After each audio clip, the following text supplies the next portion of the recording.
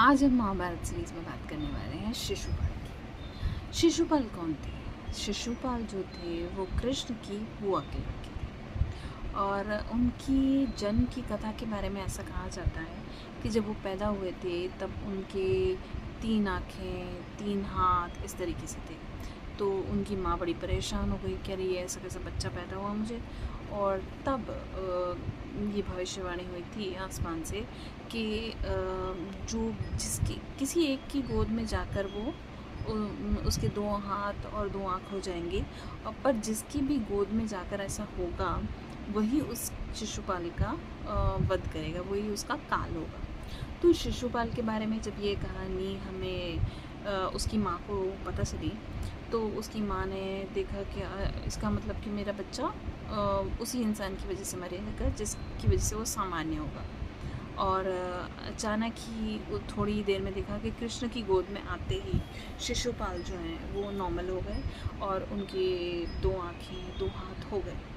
अब कृष्ण की बुआ को ये समझ तो आ गया कि वो तो आने वाले वक्त में कृष्ण ही शिशुपाल का वध करेंगे।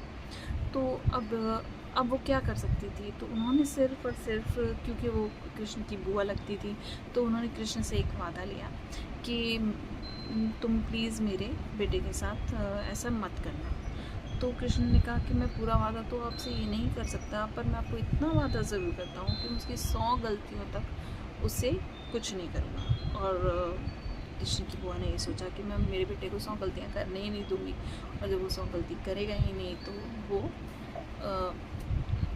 मरेगा ही नहीं। पर हुआ क्या कि जैसे आगे वाले सालों में हम देखते हैं कि कृष्ण की जो बहन थी सुभद्रा की शादी हुई अर्जुन से, और अर्जुन और सुभद्रा की शादी जब हुई थी तो कृष्ण का बहुत बड़ा हाथ था कि वो दोनों साथ में शादी कर पाए, और उन्हीं के कारण वो दोनों अर्जुन जो थे वो सुभद्रा को लेके भाग गए थे और उन्होंने बाद में विवाह भी कर लिया।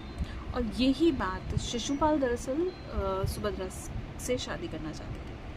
और जब शिशुपाल को ये पता चला कि सब कृष्ण ने रचा है तो वो कृष्ण से वैसे भी बहुत नफरत करते थे और आए दिनों वो कुछ ना कुछ बोलते रहते थे।